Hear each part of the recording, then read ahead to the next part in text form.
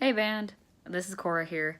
I wanted to give a quick explanation on how to do a competition. I know that our first competition is in less than a week. I know it's pretty scary, but I just wanted to give a brief explanation of like what to do, what to expect, and how to behave. So with every competition, no matter what point in the season we are, or how good we feel about the show, or how exhausted we are the night before, we're always going to have a morning rehearsal, usually for about 3 to 4 hours, depending on how early they're wanting to start it. This week, our rehearsal is from 8 to 11, and at 11, we're going to begin loading trailers, which includes cleaning up instruments, shining them, making sure they're looking clean and precise before we, compete with them. And that also includes loading all the props, making sure they're properly, put away. Just keep in mind that once all of your instruments that you know of are put away and that your section leader says, hey, you can go, then you can leave. Don't leave just as rehearsal ends or anything like that. Make sure that you spend time to clean your instrument and make sure that everything is proper in its place, so you aren't freaking out when we need to leave and, oh, my instrument's not in the trailer. Oh, what do we do? Lunch breaks vary in time depending on where we need to go for the competition. Like, if we're going to, say, Gilbert or something, we're not going to need to leave super early. But since our first competition is in Glendale, we're going to have to leave a little bit earlier. So our lunch break for this week is from 11 to 3:30. And that's only if you don't have long hair to braid. If you have hair to braid, you got to come a little bit earlier. Call time for hair braiding is 2:45, but typically people like to get there earlier so they get their hair done quicker and that they're not rushing to get into uniform and get their hair done all at the same time. Getting into uniform is just like how we do in games. We put our bibbers on, make sure we have long black socks, our marching shoes, we put our jackets on, gloves, gauntlets, everything. And the only thing that we don't put on, obviously, is shakos and plumes, which we only do that right when we're about to perform. In addition to all the things that you bring with you on your person, you can have a bag where you can bring your phone to communicate with your parents, necessary items like your wallet, or for certain sections, just different things like cork grease or valve oil or something like that. Pad paper for those who use pads, necessary toiletry items, anything. Just as long as you're willing to keep some of it on the trailer or on the bus, depending on the situation, you can keep all of your valuables in there. Just like with games, we are not allowed to eat in uniform. On the schedule, it does say that we're eating a uniform-friendly dinner on site, and you may be wondering what that means for those newbies out there. Uniform-friendly items to eat usually include snacks that aren't all that messy, or sandwiches, or basically anything that won't create a mess that you can eat in uniform. But you can't bring snacks with you on the bus, like in that bag that I talked about, unless it was given to you by a parent or a volunteer.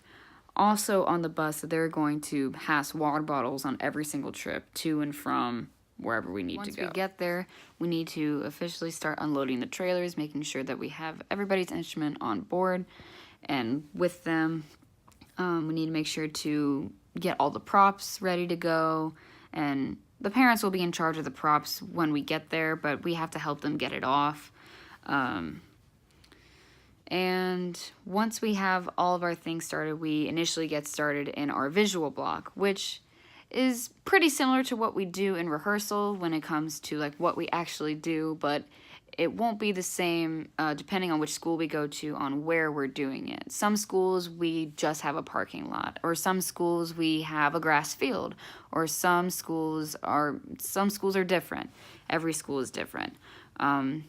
But don't let the change in where we do it, mess your mind up or anything. We're typically going to be quick about it. We're going to cover the basics: forward marching, first step. We're going to stretch, probably do our press play, but I don't really know. We're going to practice all types of slides, going to do a lot of across the floor type stuff. But we have a very limited amount of space typically, so we have to, make our way with that. After we do visual, typically typically, we have to move locations in order to warm up musically. In this competition that we have this week, we do have to move locations. So, we have to do that in a quiet, organized fashion. As always, we have to make sure that we look professional, especially as we're passing by other bands that are warming up. And if you pass another, school, make sure to wish them good luck, because we're all band kids and they appreciate the support no matter what division we're all in. And it's great to support our fellow bandmates.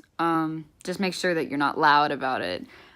We have to stay pretty quiet a majority of the time, because you wouldn't want anyone disrupting your rehearsal, so just keep that in mind.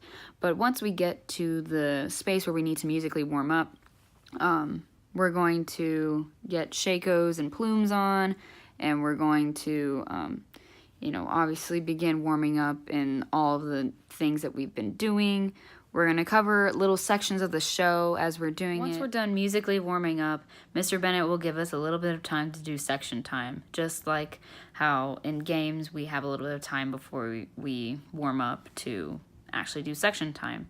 But in competitions, we do it typically after. So once we get into section time, usually the section leader, whoever's leading it, is going to give a pep talk, and then you're going to do your typical section thing. And then we got to get back into focus. Once we're done with section time, we typically head on over to where we need to go. And again, we're going to go in a nice, organized fashion of 2 lines, and, or this year might change depending on how we're doing this. But typically we go to competitions in 2 lines, and we wait at the front gates until the other band that's before us is done performing. During this, we advise that you don't watch the other band, even if they're not in the same division, because you don't want to get out of that mental focus that we just put you in. Or like get intimidated by a bigger band or something like that. We're the first band in our division to perform, so we've got to make a good impression. Just stay calm, relax, just do what you always do, but better, of course. Just focus on making yourself good for the sake of the band. And don't get all nervous that, like, oh my goodness, what if I get it wrong? Because if you worry too much, you are going to get it wrong. And if you haven't noticed that in games already, it's the same for competitions. Also, just something I remembered, as we're going to where we're performing, and as we're waiting for the other band to get off, make sure you keep your horns warm and your reeds wet, because we will get really, really flat if you don't. Typically, we perform at night, and usually we perform at night. Like, the only time I remember ever performing in the morning, besides this past week, was during my fall tour on my sophomore year. Like, we typically perform at night, so that means it's going to be colder, and just keep in mind that you have to keep your horns warm and your reeds wet. Performances, they can vary in how well you do. Say if you had the absolute worst run of your life, when we get off the field, don't be super down and upset about it, because at the time you did your best. You did what you could do. And if you had the best performance of your life, don't go around bragging about that either.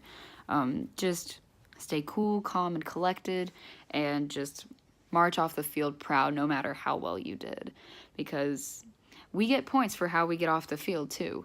So, yeah, just keep that in mind. Typically, we are one of the last bands to perform, but since we're not this time, as soon as we're getting off the field, we need to head back to the trailers and load up.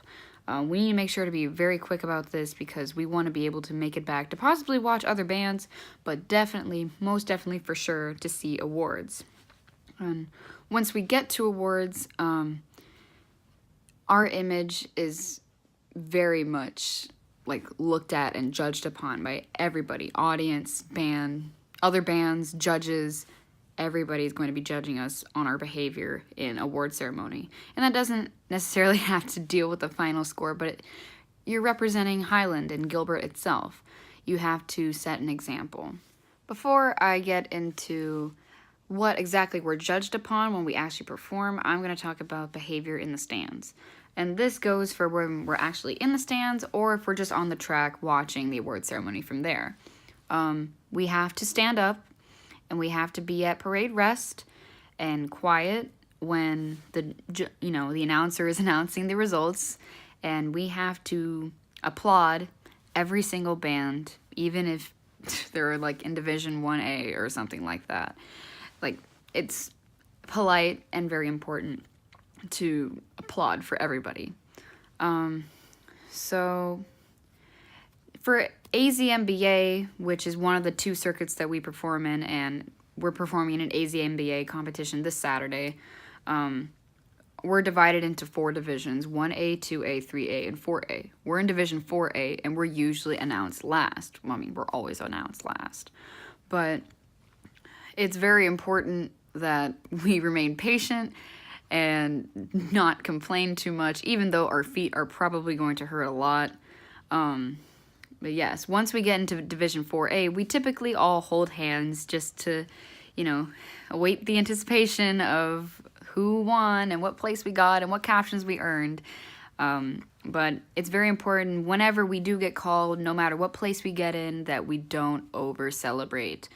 Do not scream bloody murder. Don't over-celebrate. Just applaud politely and quietly, because it sends a really bad image if we're like overhyped for ourselves and, not for everybody else. And it's just not cool to do that. So just make sure to stay as composed as possible, even if you're excited that we got like first place or something, or if you're disappointed that we got last, no matter what place we get, we have to be respectful.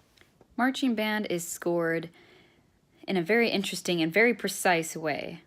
We are scored by averaging all of the various things that we're judged upon. And we're judged upon mainly 3 things, but we have other categories that we are judged on as well. But these 3 things are very important for wins anyway.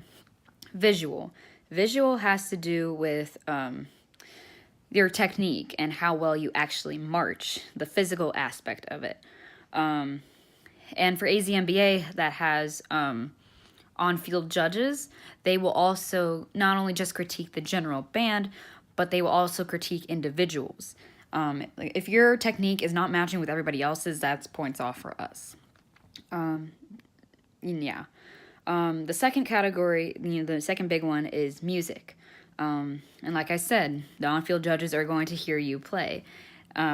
They're not going to be like right up next to you as you're going. They're going to, float around, and you may not even notice them when you're performing.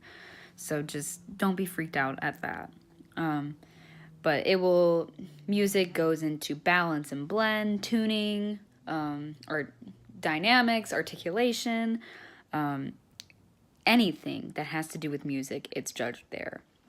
And then the last major category is GE, which stands for general effect. That has to do with how the audience reacts to us and how, all the visuals that we've been learning recently, that's all GE. All of the dancing that we do, that's all GE. Anything to wow the audience, that's all GE. And that one can make or break you.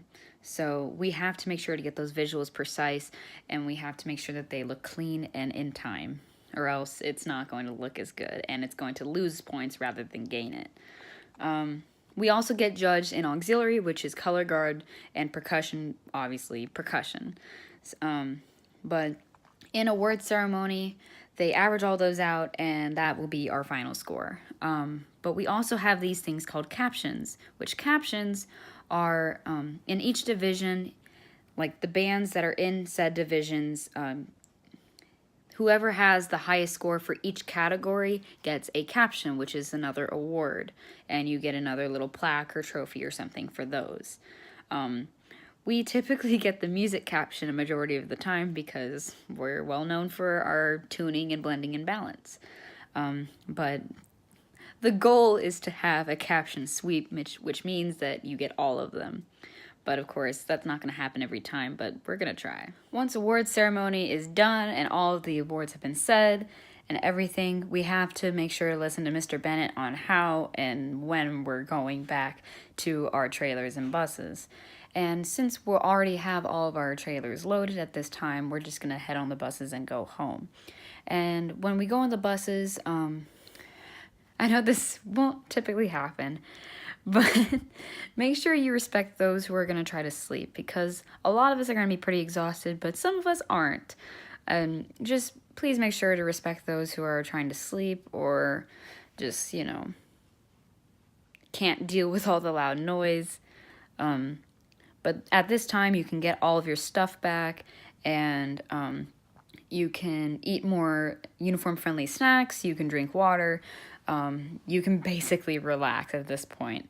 But you are still representing Highland and Gilbert, so keep that in mind. When we get home, during this specific competition, we'll leave the trailers loaded until Monday, but in the case where we wouldn't do that, we would have to unload the trailers at school and then you would leave. But since that's not going to be the case next weekend, you don't have to worry about it. What else? I know I've made this video kind of long and I apologize about that, but I just want to make sure that everybody knows everything. And if you have any questions, ask any vet, section leader, drum major, band director, anybody. But thank you all for watching. Have a good day.